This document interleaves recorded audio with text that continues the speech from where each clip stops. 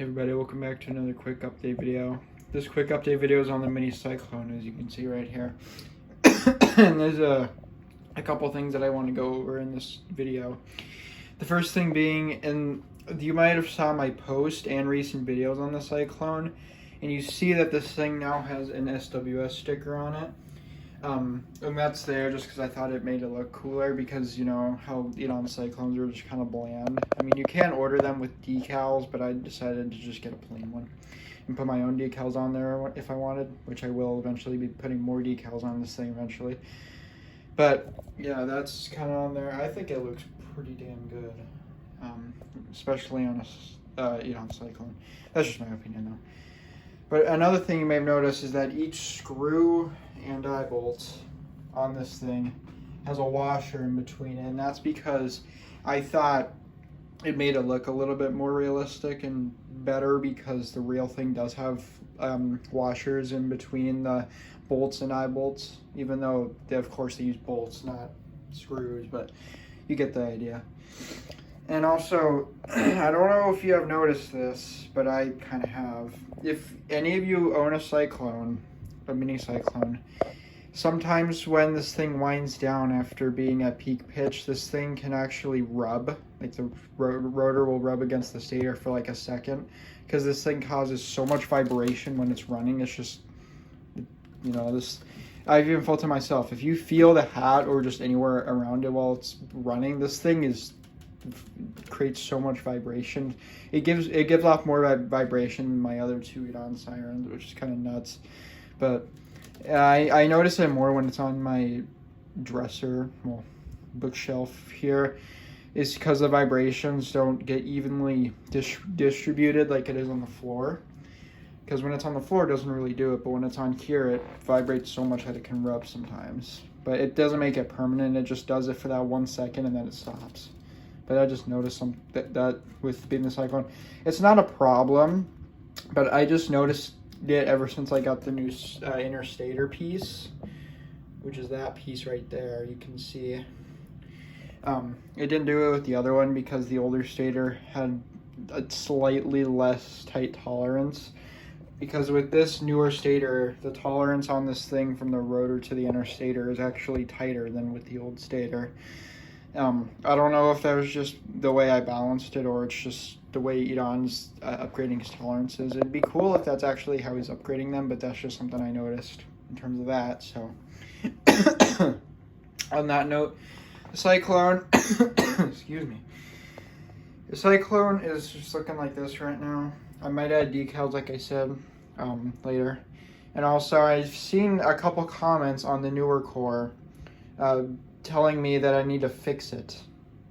And first of all, it's not really that simple, because Eton's a busy man and he can't really go out of his way to do stuff that I need, because he has a job and crap like that. And people are saying that, oh, you can't ask him right now because he's on break. Then what explains me getting the inner stator on this thing while he's on break? Riddling me that. Anyways, he said he will give me the tempo rotor eventually, just not now. And I am not going to rush him, because I know he's a busy man. Hell, I waited like half a year for the inner stator on the cyclone, and all that matters is that I got it, and the thing works and spins nice. So yeah, I'm not gonna complain. I don't care if it takes another year, half a year, to get the tempo rotor on this thing. This thing I don't really care about anyway, because I have to swap the motor core on it anyways. So this thing's kind of just gonna sit here, probably not get tested for a while. I'm probably just gonna stick to using these two, the older core and the cyclone, because these things actually work. But I mean, then all of them do have their ups and downs, but that's just kind of how things are going in terms of mini sirens. I'm kind of taking more of my priority into real life sirens now, because there's a couple big sirens that I still have yet to acquire, which being 2 model sirens, one being a 5, one being a 7, that grounded one in Oberon. I'm still wanting to get that, and the supposedly still there grounded siren in Page, North Dakota. I still want to get that, and I still need to, This probably doesn't surprise you guys, but my STH10 is still not done. What a surprise. Yeah, I still need to get on that. If I do get it done, I will probably bring it to SirenCon next year, or bring a couple of the Model 5. I'm not sure what I'm going to do yet, though. But, yeah, that's stuff in terms of mini Sirens right now. Yeah, so with that, it's the mini Sirens, but that's not the only thing in this update video. I'm also going to go over camera stuff. So, as you guys can see here, these are all of my cameras that I currently own at this current moment. You got my Canon Rebel T2i right here. Good camera. Just have the battery out right now because I don't really like the idea of having the battery inside the camera while I'm not using it. Here is my Sony CyberShot DSC HX9V. I still use this camera a lot as well.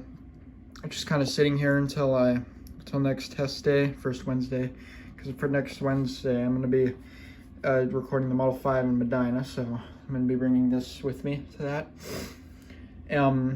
That's pretty much all for that. The battery for this thing is just sitting in front of it.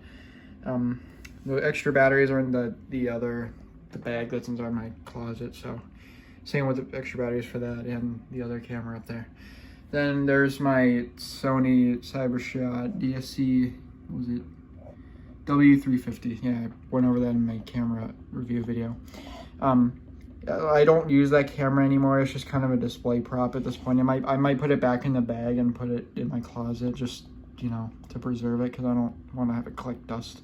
Because this is my parents' camera and it wasn't really mine. I just kind of discovered it one day when I was going through our old stuff. So yeah, that's the camera. The battery's not in right now. Oh, whoops, didn't mean to do that. But yeah, the battery's not in it. Same with, of course, the other one. But there's the 405 right there. This one's also just kind of sitting on the tripod, just waiting for the test day to come by for Medina. So yeah, as well as its battery is just sitting down here. So yeah, thing does work and everything. So yeah, but the thing that I was originally going to go over is the fact that I'm getting another camera. What a shocker. And if y'all know the Sony CyberShot series, it's going to be another kind of one of these. Well, not the same kind, but it's going to be from the same series. If y'all do or know the Sony CyberShot HX9, or not the HX 100, 200, 300 series, I'm soon going to be getting a HX 300, which is it's a CyberShot series camera, but it looks kind of more like my T2i. It has 50 times optical zoom, which is kind of why I'm getting it, because this only has 16, as you can see right there. While my other camera up there only has 30, which 50 is going to be like a game changer, in my opinion. So I can get closer up to Sirens with that, and you know, I don't have to worry about using the clear image zoom on that, or the digital. So yeah, that's going to be something new upcoming. Yeah, that's in terms of that and camera stuff. I'll put a video unboxing the HX300 when I do get it. It's supposed to be here from August 10th through the 12th, so it should be here within a week. So that's that. I'm also going to be bringing this decimal meter to the Model 5. I might start putting the decimal readings excuse me, for the decimal readings I get from this in the descriptions of my siren videos from where my camera is set up. So I might start doing that. And I have it all rubber banded up because this decimal meter has its phone missing because I lost this at SirenCon. Very unfortunate, but I'm going to be selling this to one of my friends at next SirenCon. So at least my friend gets a decimal meter out of it. But yeah, thanks to one of my friends, Jared, he suggested to put rubber bands on this so the foam doesn't fall off, and it does work. I've tested it before. So yeah, that's that. That's that in terms of cameras, decimal meter crap. So yeah, that's everything for this update video in terms of that. So yeah, peace out.